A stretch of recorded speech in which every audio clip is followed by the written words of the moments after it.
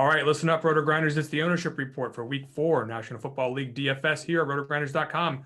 My name is Chris Gimino, projector of ownership here at RG, and joining me to go over the Week 4 numbers is Dan Gaspar, Mr. Tuttle 05 on the daily fantasy sites. Dan, what's going on, man? Are you ready for a week of playing some of the grossest chalk on DraftKings that I've ever seen in my life, at least the cheap range? Are you ready to play Nick Westbrook Akini? I'm sorry, I can't even pronounce the name. I hate the guy's name. Pretty trashy guys, right? We're talking about here. I'm looking at some of these guys that are getting ownership, and it's pretty disturbing. Yeah, no, I'm not ready to play any of these Titans receivers really, and I don't think I will be. But we'll talk about that once we get to the wide receiver position, I guess. Of course, I was going off the handle in Slack chat about Curtis Samuel being 3K on DraftKings, and then as it turns out, we don't really know for sure whether or not his role is going to be completely limited. If we knew his role wasn't going to be limited, we wouldn't be having a conversation about any of those Titans guys or anyone on the Giants or anyone really anywhere who was cheap enough, because he's their high-priced wide receiver. But of course, we don't have that information. We don't know, and we'll have to get to that when we get to the wide receiver position. For now, Tuttle, what we're going to need to do is talk about the quarterback position, where, as usual on DraftKings and across the industry, it's going to be pretty flat. People are tending to spread out their ownership these days, right? We're not seeing any sort of concentrated chalk at the quarterback position on any given week. I feel like I'm repeating myself. Josh Allen, even with a massive point spread and massive team total against the Houston Texans, is not projecting for more than 12, 13% ownership right now. And I think that's probably how it's going to shake out. Do you agree? Yeah, 100% agree. And the thing is, which I don't think should be a thing, but people are going to be scared about blowout with Buffalo and Houston. Personally, I'm playing Josh Allen regardless. I do think the game will turn into a blowout, but I do think, if it does turn into a blowout, I think Allen gets his plenty. So I'm personally not worried about that, but that is something that typically drives down ownerships on these quarterback plays. Yeah, and what's also interesting is that, throughout the season, Stephon Diggs hasn't been a big accumulator when it comes to the fantasy points that Josh Allen's been getting so far. So I think that his ownership, compared to the ownership that you might expect in this spot, will be a little bit suppressed. I'm not saying it's going to be low, but he's not running away with the wide receiver ownership. I'll put it to you that way. Interesting spot here. Again, Josh Allen, one of the people that helped me have a decent week number 3 last week. Let's get into Dak Prescott here, who has had a couple of weeks that toned down, so to speak, from where we started the season with Tampa Bay. Now gets a matchup with Carolina, who has surprisingly good numbers in terms of some of their defensive metrics this season. Do you believe that Carolina is anything to be feared defensively, or are we looking at Dak Prescott at 6.7 on DraftKings as a potentially good option, let's say in an optimal lineup? That's a tough question, because the way I want to phrase this is Dak is going to be the highest owned cash game option, I think, by a fairly wide margin on DraftKings. And I get it. He's been good. Dallas has been good. But we saw last week, this isn't what we saw in week 1 with Dallas, where they just throw the ball at every single snap or every single play. They are more balanced. They have been more balanced the last couple of weeks. I think Dak's a good play. And I think he's like a fine cash game option, but if he is hitting double-digit ownership, I'm honestly not all that interested. I do think Carolina's defense is legit, and I don't think it's like some amazing spot for him personally. Yeah, so I'm not ready to declare that yet. I think that Carolina's defensive prowess remains to be seen. We're 3 weeks into the season, and we've had a matchup with the Jets included in some of these numbers. So I mean, we can't go overboard, saying that the Carolina is this or that in terms of their defensive prowess. However, I do think that there are definitely plenty of quarterback options to consider aside from Dak Prescott, to the point where I wouldn't get all of my exposure concentrated on this particular spot, even though he's a great double stack candidate, especially because you can throw a cheap tight end in the mix on DraftKings. That's more useful than on FanDuel or potentially on Yahoo. But if you are playing on DraftKings, getting that that double correlation in the big tournaments, forget even the big tournaments. Even if you're playing some of these 3-max tournaments, some double stacking and a bring back, and just getting that full game stack correlation tends to be what some of the winning lineups are doing. And I think that Dak Prescott has a potential to have a couple of good options there. Same is true with Josh Allen in terms of the number of different guys you can stack with him. And not as true, you will find this sort of a statement for someone like Jalen Hurts. Look, Kansas City stinks on defense, at least they have so far this season. And if Kansas City is able to put up offense, which they haven't been as prolific at doing so in 2021 as they've been in years past. However, this could be a very interesting spot here for the Philadelphia offense against the defense. Hasn't been able to stop anything. Why aren't we all getting excited about Jalen Hurts? I mean, granted, he's towards the top of ownership, but I mean, this is a spot for me where I'm looking at the Eagles as a potentially juicy option.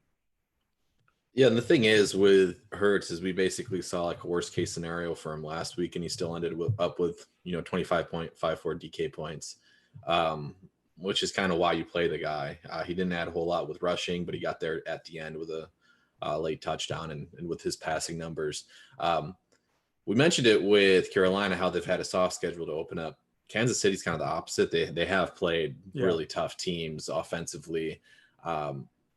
So it's I don't think it's Kansas City's absolutely terrible on defense, but either way you slice it, it's still probably a good matchup for Jalen Hurts. And I really like if I'm playing Hurts, like you mentioned it, he's not necessarily like a guy you have to stack, but I do like Devontae Smith quite a bit on the field all the time. He should continue to get targets thrown his way. 6, 7, and 8 the first 3 weeks. But like I would not be surprised if we get a Devontae Smith blow up game sooner rather than later. So Smith is the guy that I'm stacking with Hurts, and I think it's a pretty decent tournament option this week. Telling about how quarterback isn't necessarily correlated in terms of where you'll find the receivers ownerships these days. You got the John Travolta gif looking around the room, looking for the Eagles ownership after you find Jalen Hurts at the top here. No one's playing hardly any of these guys. And you mentioned Devontae Smith. No one's going to play Jalen Reagor. No one's going to play any of the tight ends. And sure as crap, no one's going to play Miles Sanders. All right, let's get into Patrick Mahomes, who has struggled. Mahomesian struggle. 24, 25 isn't exactly going to get you to the top of the leaderboard when you're paying the kind of prices you're paying for Patrick Mahomes. But we got to match up with the Eagles here. So we don't really necessarily know if the Eagles are a ceiling spot as far as 3 weeks into the season is concerned. But I will say that Mahomes can take any defense and turn it into a ceiling spot. And I'm not so sure that we shouldn't be double stacking him this week. What are you doing with Mahomes? Yeah, it probably is a week where if we're looking at lower Kansas City ownership, you kind of just play the guys, right? I think the biggest concern would be we almost see something out of Philadelphia that we saw against Dallas, where they're just sit back in zone defense and just let them run all over them.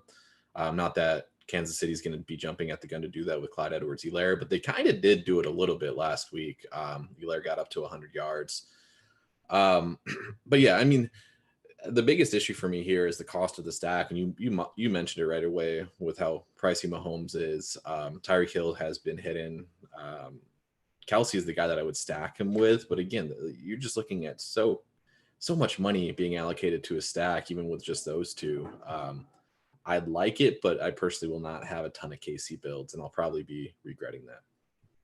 One thing that you could probably do to be a little bit cute in the DFS OGs League, which you can sign up for by going to the front page of Rotogrinders and getting in there and trying to beat the crap out of Chop, Noto, Beer Makers Fan, all the other people from the RG community who are going to be playing in that particular contest, is you can go ahead and stack Patrick Mahomes, but this is on FanDuel, so Kelsey's going to be super popular on FanDuel. Maybe just stay away from him in the double stack and go for like a Tyreek Hill and a Mecole Hardman, and then you can get in there with some exposure to a high-powered offense like the Chiefs, and don't get that ultra high. I'm not saying don't play Travis Kelce. I'm just saying, look, we're playing the DFS OGs League. Everyone's going to play Kelce there.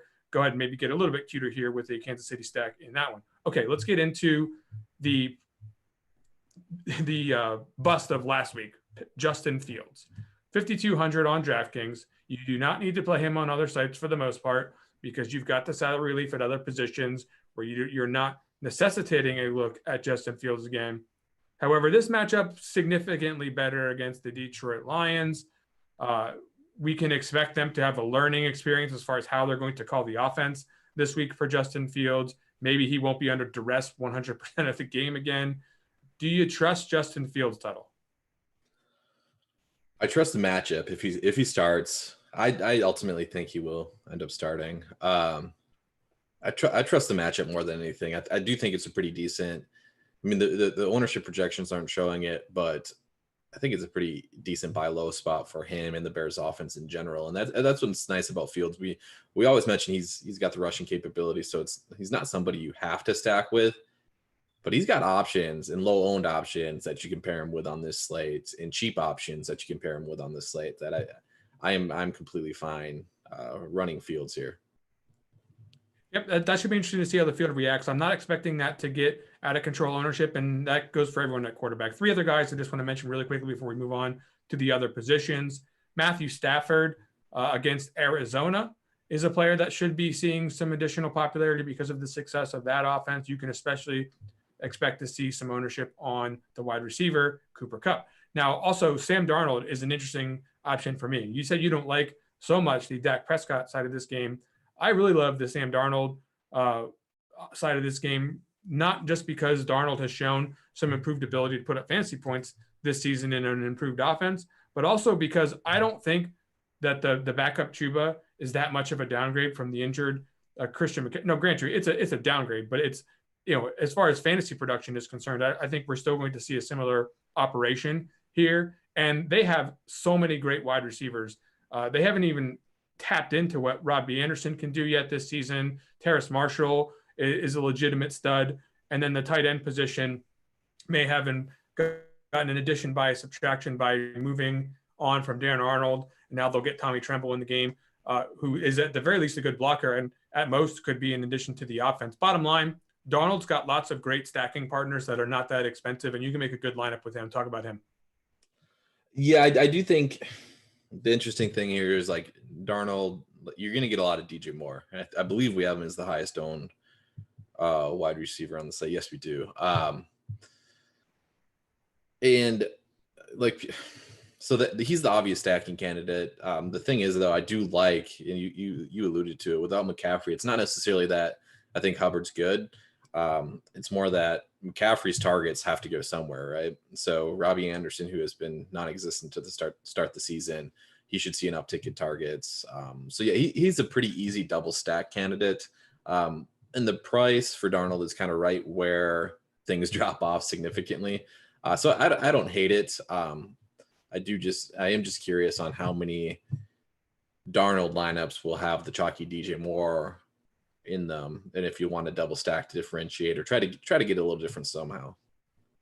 I love DJ Moore as much as the next guy, but I promise you, if I use him in a 3-max tournament, probably not going to use DJ Moore with him. I mean, I just named 5 guys that I like. I don't love Tommy Tremble, but I mean, I could be just happy with Terrace Marshall and Robbie Anderson and call it a day, and just let hope that DJ Moore doesn't have another explosive outing. Last name I want to mention, Taylor Heinicke against Atlanta. Atlanta's defense, obviously nothing to write home about. And we're talking about a player here who had a big game 2 weeks ago, not so much last week, and plenty of people to put around him as far as a double stack is concerned in these big tournaments. So Heinicke, especially on some of these other sites aside from DraftKings, could be an interesting option. Are you interested in trying to roll the dice that we can get more of what we got 2 weeks ago instead of what we got last week? Yeah, I'm cool with Heinicke here. It's a pretty good spot. The biggest problem here would be like expecting Atlanta to try to keep pace and push the actually score the ball. Atlanta has looked terrible. Washington defense has obviously looked terrible so far this season. But I think it could kind of be a sneaky bounce back spot for the Washington defense, which is why I absolutely loved Antonio Gibson Washington defense correlation stacks on this slate. But Gibson, questionable heading into Sunday. I think he'll probably suit up, but he does have a shin injury. And you like Jarrett Patterson, I know, so you're looking for that to happen. But if Gibson is out, then I'll be more interested in Heinicke. He's got mobility. He can run the ball. But if Gibson's in, I'm much more likely to have exposure to the rushing attack than I am passing attack, even though I don't hate the passing attack here with Heinicke and McLaurin. Yeah, absolutely. I'm a little bit nervous about Gibson, but still considering him. I don't think the injury is that bad. It's not so much the injury as much as the fact that they'll use McKissick. I don't think they'll use Jarrett Patterson yet, but he's not completely worthless as an offensive player based on what we saw in the preseason from him. Hey, Tuttle, if you are looking to play a big studly player in DFS, Derrick Henry fits the mold. You can also play with guys like Derrick Henry on Thrive Fantasy because you are not looking at scrub-a-dubs like Jarrett Patterson, like Nick Westbrook, Akine over there. You're looking at the biggest and the baddest mofos of them all. You can go prop up on Thrive Fantasy this season. What is it? It's an esports and daily fantasy sports app that's done with props. So you can eliminate the countless hours of research, going for guys like Nick Westbrook, Hakini, and go ahead and focus on the top athletes like Derrick Henry. Choose 10 of the top 20 available players to build your lineup. Each prop is going to be assigned a value for the over and the under based on how likely it is to hit. Hit the most props and rack up the most points to win your share of the prize pool. Use promo code GRINDERS when you sign up over there, and you'll receive 100% instant first deposit match up to $250 plus free entry into their featured contest for the week. Download Thrive Fantasy on the App Store or the Google Play Store or by visiting their website, thrivefantasy.com. Sign up and prop up today. Now, I mentioned Derrick Henry. What are you doing with this guy? He's going to be priced through the nose on all the sites. However, that's because they don't have any wide receivers. And quite frankly, the Jets are nothing to write home about on defense here. We're expecting a big game. Are you playing him? Playing some of him. Got asked this question on the Swolecast earlier this week, and my answer is the same even now. Now A.J. Brown, Julio Jones have been announced out. The way you handle Derrick Henry is easy, right? You fade him when he's chalk, and you play him when he's not. That's when he got his ceiling game out of against Seahawks when he was 5% owned or whatever. He's absolutely chalky here. To be fair, he has shown more involvement in the passing game, which was something we were scared about last season. And part of the reason why you would fade him when he's chalk, because chalk running backs that don't have involvement as a pass catcher have more paths to fail if they don't score a touchdown. So I will concede that Henry at least has a little bit higher of a floor than what he has in seasons past if his passing work continues. And I guess I would say his passing game work should continue in this spot, right? They just don't have anybody to throw the ball to.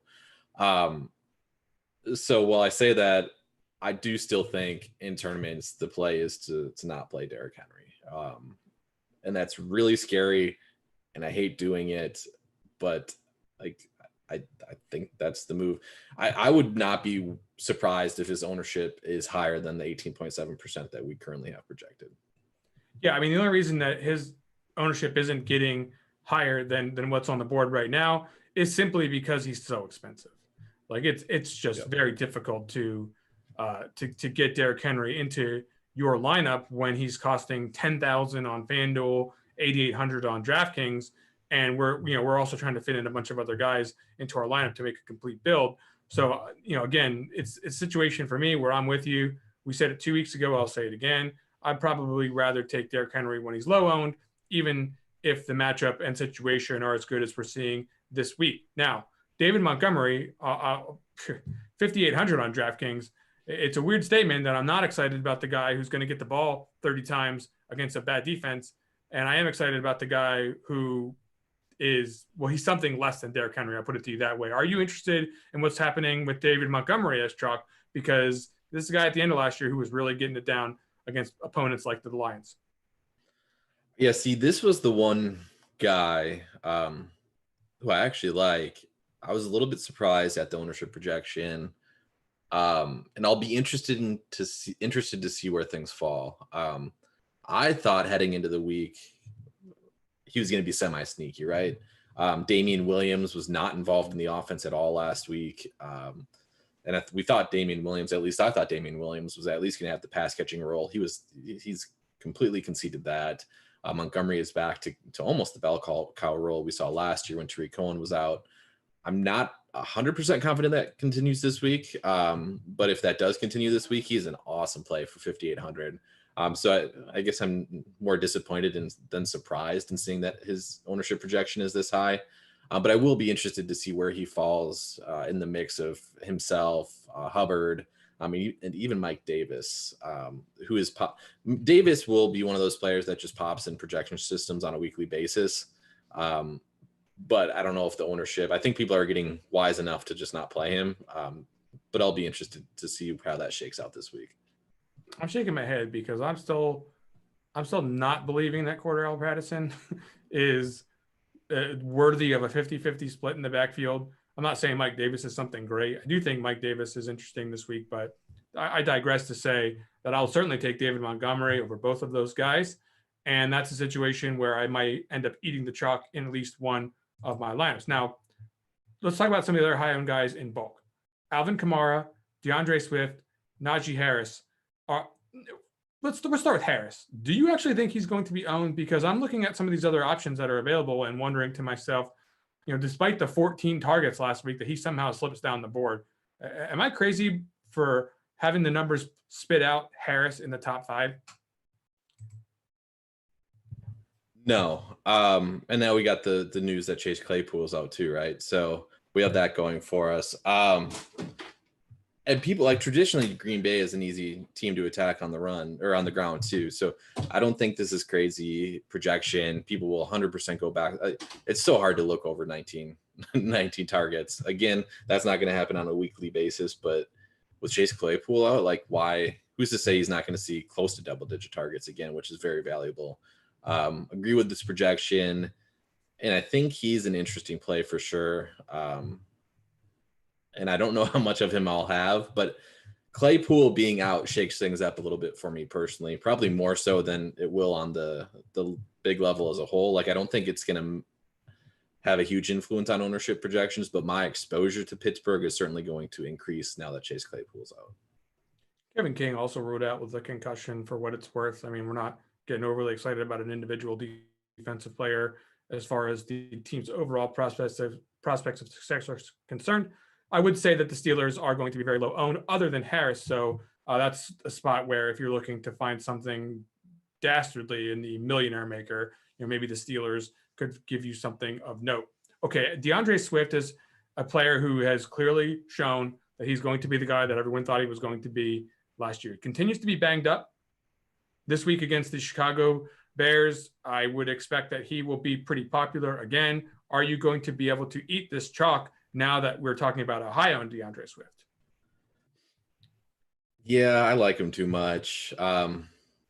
We do, like, you have to parse coach speak, but we do have some coach speak in his favor as well, that he's going to get more involved, even rushing the ball. So like you even give him a little bit higher of a rush share than what he's seen in the past. He's a good play. This is a Bears defense. It's not the same Bears defense as the past. I'm not expecting like the game to shoot out, but I would not be surprised if this was just like two bad teams get together. As long as Justin Fields starting at quarterback, it's like two bad teams get together and they sneakily throw up 60 combined points somehow. So yeah, I like Swift. How is roster construction coming together this week for you? So if you're not going to play Derrick Henry personally, so what is it starting to shape up with? Let's say like in a main tournament lineup, right? Like, we're not all that thrilled about the cheap wide receivers. We're liking guys in the mid-range here with DeAndre Swift. Are you looking at like a mid-range build again? Like, how are you piecing together your favorite team of the week? Yeah, 100%. It's mostly mid-tier for me.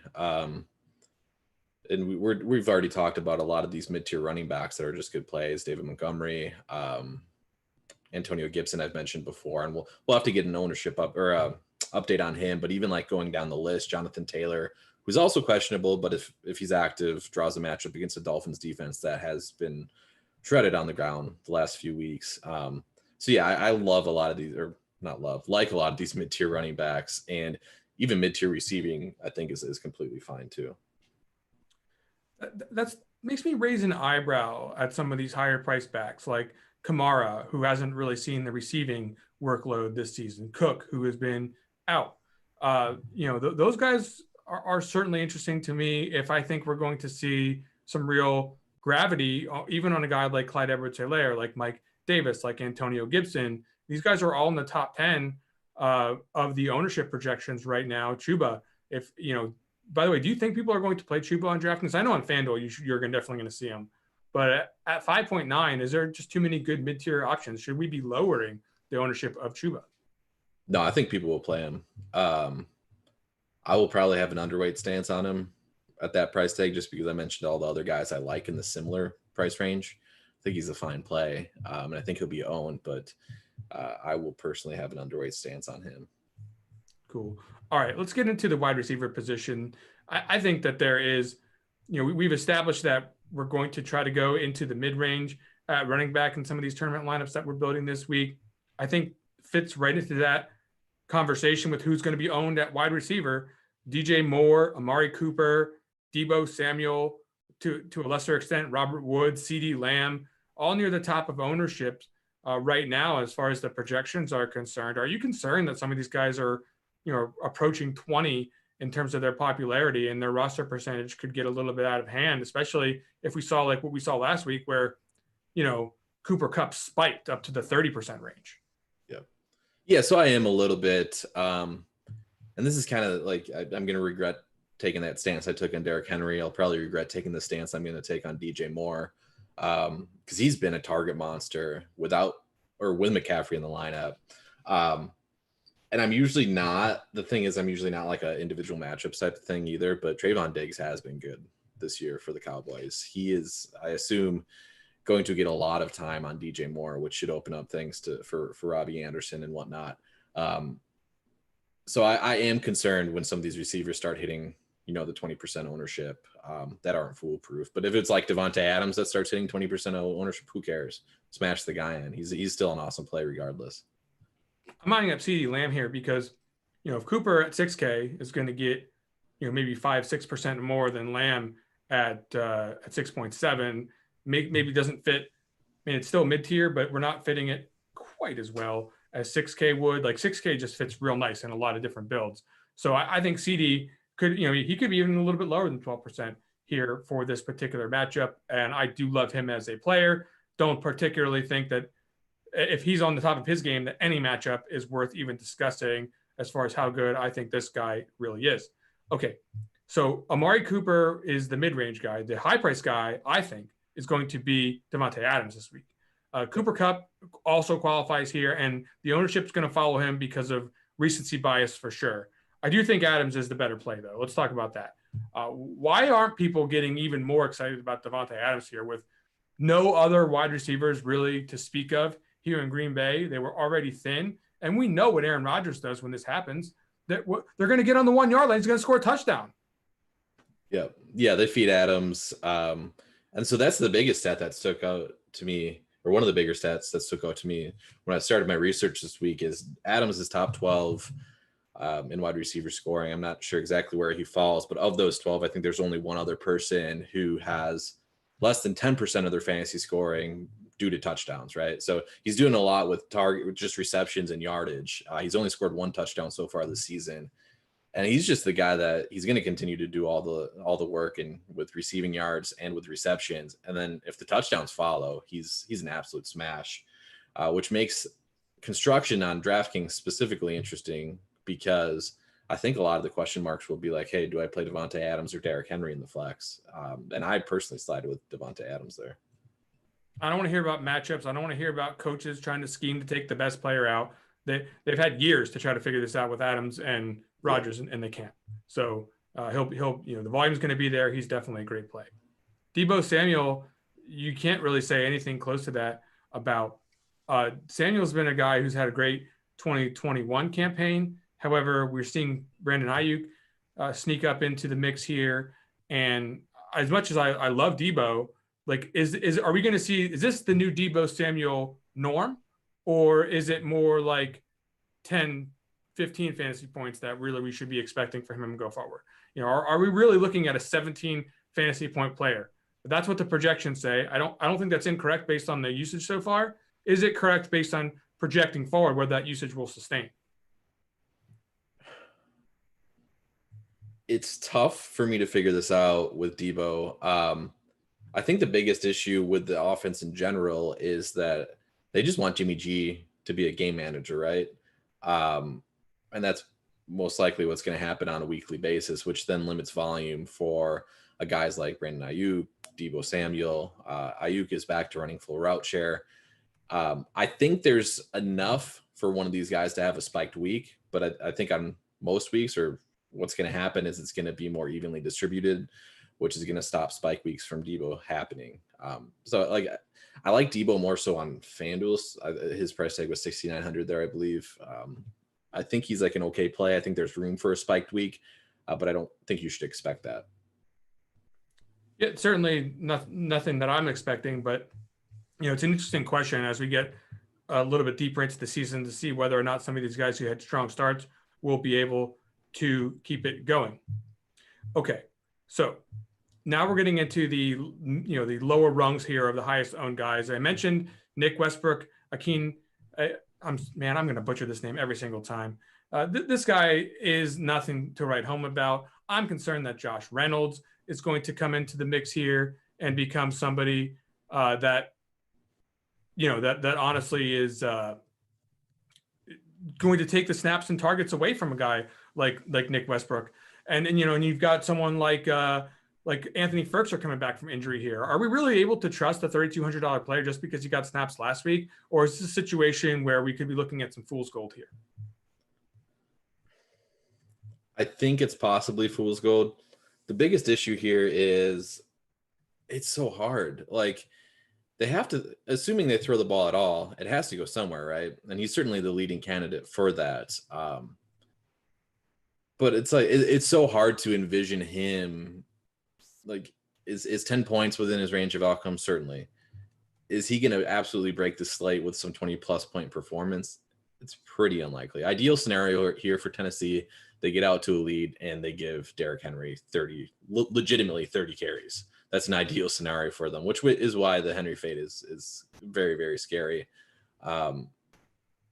I don't love the play here. I understand the reasoning for it. I will not be surprised if it hits, but I don't love it personally. Yeah, I'm skeptical. I'll say that right now. Some other guys that are in this range that I think could be interesting tournament plays: Calvin Ridley. I mentioned Stephon Diggs earlier. Terry McLaurin, always up for a big game. And I do think that someone like a Cortland Sutton or a Corey Davis, I have him at 8% now. I'm a little bit concerned that that's a little bit too high. So those are all guys that are towards the middle rungs of ownership that could have big games and won't carry a tremendous amount of ownership. We'll get into some really low-owned guys a little bit later in the show. Anything else here at wide receiver title? Anyone that you're really getting excited about? Are you excited about Tyreek Hill? Like, tell me, who's the guy that we've talked about so far that's really getting you excited coming into week number 4? The guy you briefly mentioned would be Diggs. I do think, again, blowouts typically tend to drown out or push ownership down on some of these guys a little bit. I think Buffalo's good enough to get the ball whoever they want to in this matchup. I don't think there's going to be resistance on any level anywhere. So Diggs under 10% ownership, I think is a very good play. Yep. All right. Let's get into talking about some of these tight ends for this week. Let's talk about Travis Kelce, who on DraftKings won't be as highly owned as we are going to see with him on FanDuel. But the ownership, generally speaking, isn't really the concern here. It's more the price on DraftKings. We know he's going to be the highest probability player to absolutely smash on any given week. This matchup with the Eagles is particularly juicy from that regard. Should we be taking an overweight stance on Kelce? Probably. I think on DraftKings, it makes a ton of sense to do so. Again, FanDuel, it's a completely different story. You can typically pay up for tight end pretty easily. And that's the story this week. But DraftKings, yeah. I don't think there are going to be very many lineups that pay 8,100 at the tight end position. If you're doing the whole like matchups thing and you prefer Kelce against his own coverage, that type of I think that's all in play, and the logic is there for him just to continue smashing. Yeah, and it's going to be a situation where you're not going to find a ton of ownership. So very, very curious to see whether or not we end up all sorry that we didn't get overly aggressive and trying to pay up for that position. George Kittle does have the questionable tag, expected to play. He's the next in line for ownership at the tight end spot.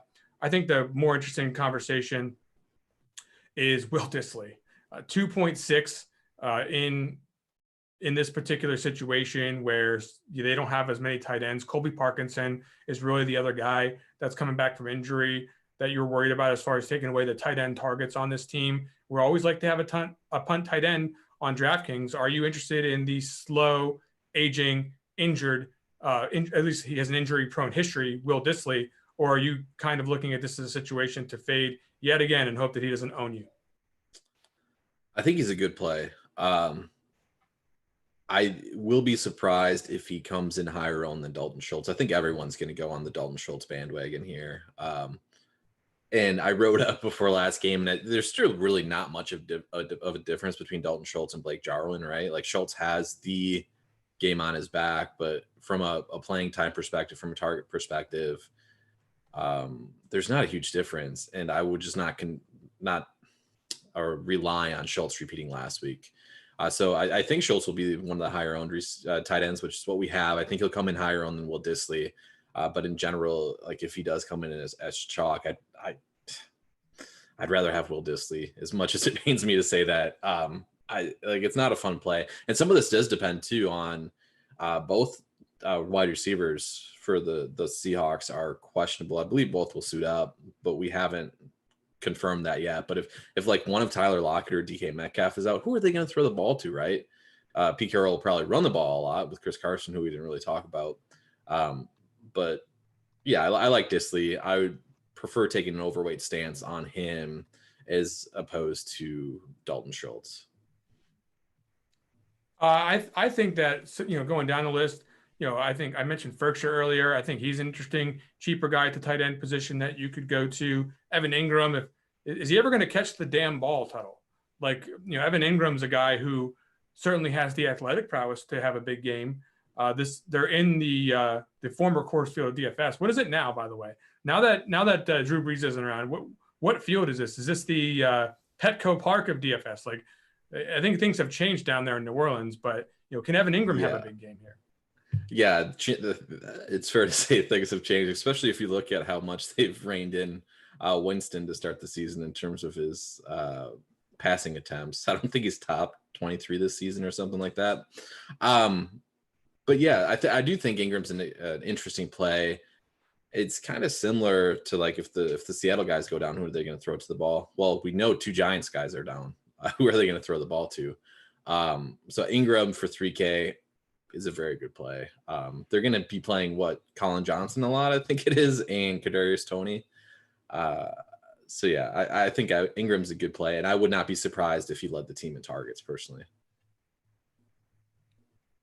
Yeah, it's certainly a situation that I'm looking to consider for my lineups here. Rounding out some of the top-owned tight ends, you'll see Noah Fant, maybe Kyle Pitts getting up towards that range. But, I do think that, looking at the top here, Dissly is going to be the top-owned cheap guy. Kelsey going to be the high-owned expensive guy. And let's get into the defense now. Look, the Lions are not particularly good on defense, but they are 2,200. I'm expecting them to be the highest owned defense. Are you expecting the same?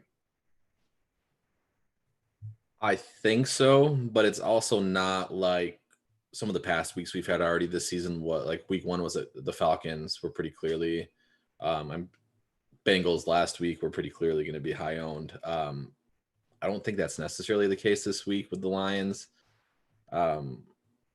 So I'm interested though. Like the alternatives in this price range, typically people like to save at the position, right? And there's just not a lot of good alternatives.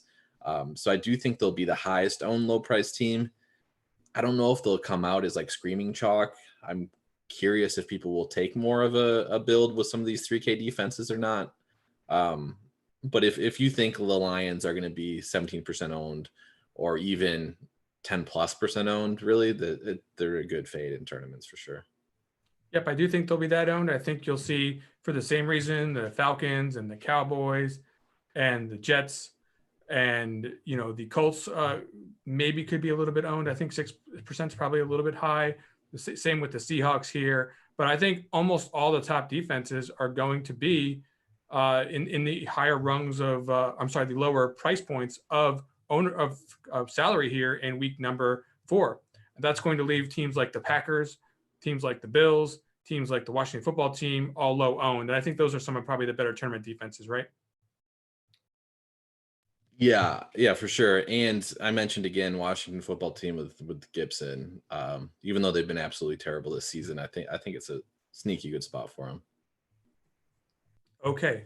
let's get into the low-owned selection segment, Tuttle. Each week, we're going to go ahead and try to find some of the guys who are at the lower rungs of projected ownership to find some differentiation in some of our lineups. As a reminder, you can go over to RG Premium and see all the ownership for 40 plus slates here this weekend on all the sites, not just on DraftKings, which we focused on primarily so far, but we've got ownerships for FanDuel, we've got ownerships for Yahoo, and we've certainly got ownerships for all these showdown slates and things of that nature. So go ahead and get over there to RG Premium, sign up and check us out. You also might want to like and subscribe to these channels, the YouTube channel or the RG Fantasy Football podcast feed. Both of those places you're going to find some great information week in and week out. And I highly encourage you to go ahead and smash the like and the subscribe on those channels. Okay. At the quarterback position, if you're going below 5%, where are you going to try to head in week number 4? Yeah, so quarterback's actually pretty interesting to me. I mentioned already, like, if Dak's can be extreme chalk, I don't really want to go there. And there are some names where if you just sort by the projected ownership column that stick out as like Kyler Murray, who's under 5%, Matt Stafford, Russell Wilson, all these guys I think are going to be low owned and are good options. The one guy I wrote down, well, I have a couple of guys. Baker Mayfield, I think is interesting. He's only he's not going to get a ton of attempts. He's been good from an efficiency standpoint so far this season. So I think Cleveland's going to score points on this Minnesota defense. It's just a matter of how they do it. So he stood out. And then Aaron Rodgers was the other guy. We mentioned Devontae Adams is going to be high owned. The other pass catchers, though, it'll be interesting to see. Like if people try to say, hey, MBS is out, let's own some of these other guys. I don't think they will, which likes me pairing Aaron Rodgers with Devontae Adams, and then even Robert Tonyan is like a really low owned double stack. Tonyan does not need the volume, so it's not like he's taking too much away from Devontae Adams if he just scores a couple touchdowns. I still expect Devontae to get there. So I do like Aaron Rodgers as a double stack candidate with Adams and Tonyan. Yeah, and I was going to mention another couple of stud quarterbacks. If you didn't mention Rodgers, Russell Wilson is not going to be 5% owned, I don't believe. And Seattle's going to be without Josh Norman. Now, not that Josh Norman was any good, but they're getting ridiculously thin there in the secondary are the 49ers. So you can go ahead and maybe take a look at what's going on with Russell Wilson in this spot. And I think Kyler Murray won't be particularly highly owned. I know the Rams are a tough defensive out, but when you've got the kind of dual skills that Kyler Murray has, if this turns into any kind of a shootout, he could be somebody that you could get stacked up there to get to the 30-point mark without a ton of popularity. Okay, running back position. Anybody of interest to you there? Yeah, let me see you. Oh, we actually, when we were talking earlier, you said nobody is going to own this guy. Yep. And I agree. Nobody will. Miles Sanders. We were talking about Philadelphia offense a little bit. So as a person who was overweight on Kenneth Gainwell last week, I can confidently tell you a lot of his snaps came last possession of the game and kind of in blowout run. I was very surprised to see Sanders on the field as often as he was. They obviously only didn't give him the ball a whole lot, only carried it twice. But he was involved as a pass catcher. He ran a route on 27 of 52 dropbacks, which is much more than I, would expect out of him. It is a good matchup in terms of running the ball. The Chiefs are allowing 5.1 yards per carry so far this season. If Philadelphia decides they want to run the ball, they should be able to get it going a little bit. And considering he can potentially get 100 yards on the ground, and add that with the involvement I saw as a pass in the passing game last week, I do like him quite a bit. Yep, he was definitely on my list here under the 5% mark. I think Chase Edmonds is interesting, going right along with the Kyler Murray pick, either in the same lineup as Kyler, because that would follow the line of they're behind and trying to catch up, and they're certainly looking to put their pass catching back in there in that situation, or just quite frankly by himself in a situation where the Rams aren't that, but James, this isn't a great James Conner spot, Tuttle. So yep. Edmonds has not found the end zone just yet, but has had plenty of usage, particularly in the passing game. And, there is there's a chance he could be the goal line back. I would call it a coin flip in that regard, but there's definitely more outs at 5,500 for Chase Edmonds than the ownership is going to imply. Anybody else here at the running back position that is catching your eye, or should we be talking about some of these very deep, low-owned wide receivers? Yeah, let's talk receivers. Well, give me the best one. Give me the winner. So Robbie Anderson is the guy that I've been touting since the beginning of the week, which is an uncomfortable tout because he has like 11 targets throughout the first 3 games. Already mentioned why I would expect that to increase. We got coach speak going in his favor. We got Trayvon Diggs on DJ Moore. We've got Christian McCaffrey's targets having to go somewhere. So I do think this is a pretty good spot for Robbie Anderson. I don't think he's going to be like super, super sneaky. These Pittsburgh receivers are where I'll be interested in now. I mentioned I do like Rodgers double stack. I don't like the game environment as a whole, but I just like where, like, if this was going to be a paced up game, I feel like we would love this, right? Because we have concentrated targets on both sides of the ball. Now that Chase Claypool's out, we know where the targets are going in Green Bay. We know where the targets are going to go to Deontay Johnson, to Najee Harris in Pittsburgh. So Deontay Johnson is the guy that I like quite a bit for Pittsburgh as well. And then Allen Robinson was somebody else I had written down. It will be interesting. Like, people want to quit on this Chicago team completely. I get it. I understand it. It really is a good matchup. Like, if Justin Fields, actually whoever's under quarterback under center for the Bears this week, I still like Allen Robinson. He's cheap. We know what he can do. He should command a decent share of the team's targets, and we just got to hope that it pays off, basically. Yeah, I'm liking a lot of these selections here. Definitely going to be able to get these guys lower than the 5% mark, or at least somewhere very, very close to it if they somehow creep up unexpectedly. I think Tyler Lockett's going to be low owned this week, and I don't think DK Metcalf's going to be particularly high owned either. And I think that those two guys, in either alone or in combination, could be players that you're looking at getting with huge upside without a lot of ownership. I think that if you are playing somebody like a Jalen Hurts, you're not going to find Devontae Smith highly owned. You're not going to find Jalen Reagor highly owned. And I think that those are really interesting stacking partners with one of the better quarterbacks on the slate, who doesn't necessarily have to get all of his production with his legs, which seems to be the implication based on the usage as compared to the ownership. And finally, I do want to mention that Michael Pittman Jr., as gross as it sounds, has been getting a massive target share this season. Clearly the number one option, as far as I can tell, for the Colts when healthy. The matchup, not particularly fantastic with, if he ends up on one of those better secondary players. But I think the way that they'll use him, it's not as scary. He's not your typical type of guy that you're going to see followed around the formation. And I am expecting that if you're going to give this guy a 26% target share at 2% owned, that one of these weeks he'll end up going off without anybody on him. At the tight end position, Tuttle, did any of these guys stand out to you below the 6-7% mark that really make you want to go overweight the field?